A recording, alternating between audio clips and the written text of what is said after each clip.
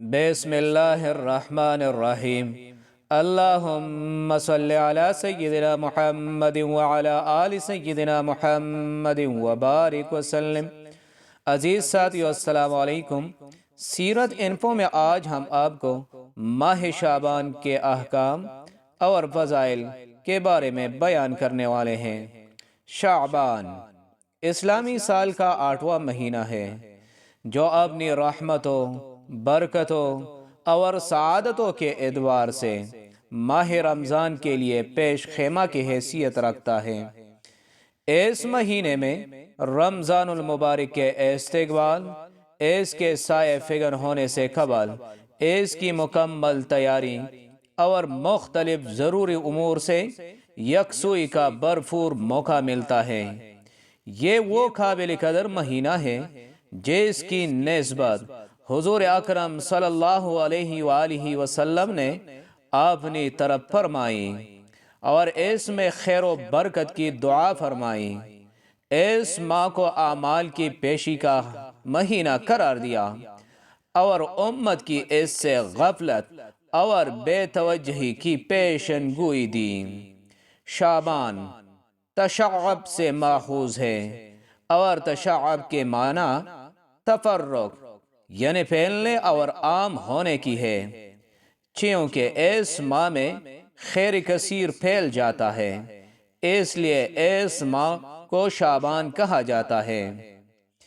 اس مہینے میں آپ صلی اللہ علیہ وآلہ وسلم کی درینہ تمنا پوری ہوئی اور تحویل قبلہ کا حکم نازل ہوا۔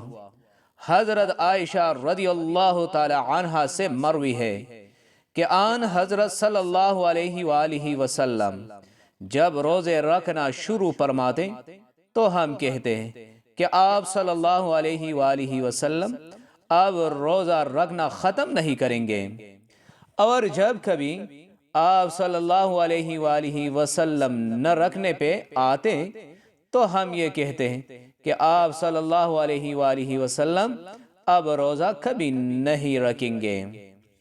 میں نے آن حضرت صلی اللہ علیہ وآلہ وسلم کو رمضان شریف کے علاوہ کسی اور مہینہ کے مکمل روزے رکھتے نہیں دیکھا، اور میں نے آن حضرت صلی اللہ علیہ وآلہ وسلم کو شعبان کے علاوہ کسی اور مہینہ میں کثرت سے روزہ رکھتے نہیں دیکھا۔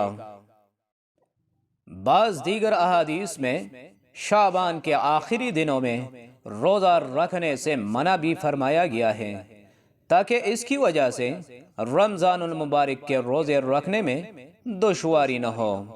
حضرت عائشہ صدیقہ رضی اللہ تعالی عنہ کی روایت میں ہے کہ پورے سال میں مرنے والوں کی فہرست اسی مہینہ میں ملک الموت کے حوالے کی جاتی ہے، اس لیے آپ صلی اللہ علیہ وآلہ وسلم یہ چاہتے تھے کہ جب آپ صلی اللہ علیہ وآلہ وسلم کی وفات کے بارے میں ملک الموت کو احکام دیے جائیں تو اس وقت آپ صلی اللہ علیہ وآلہ وسلم روزے سے ہوں۔ رمضان المبارک کے قریب ہونے اور اس کے خاص انوار اور برکات سے مناسبت پیدا کرنے کے شوق میں آپ صلی اللہ علیہ وآلہ وسلم شعبان کے مہینہ میں روزے کا اہتمام کثرت سے فرماتے تھے۔ ایک اور روایت حضرت عائشہ رضی اللہ تعالی عنہا ہی سے مروی ہے کہ آپ صلی اللہ علیہ وآلہ وسلم نے فرمایا، اے عائشہ، کیا تمہیں معلوم ہے کہ اس رات یعنی شعبان کی 15ویں رات میں کیا ہوتا ہے؟ حضرت عائشہ رضی اللہ تعالی عنہا نے عرض کیا، یا رسول اللہ صلی اللہ علیہ وآلہ وسلم، اس میں کیا ہوتا ہے؟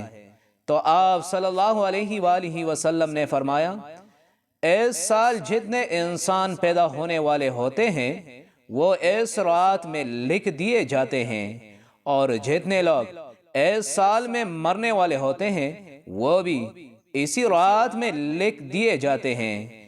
اس رات بنی آدم کے اعمال اٹھائے جاتے ہیں اور اسی رات میں لوگوں کی مقررہ روزی اترتی ہے۔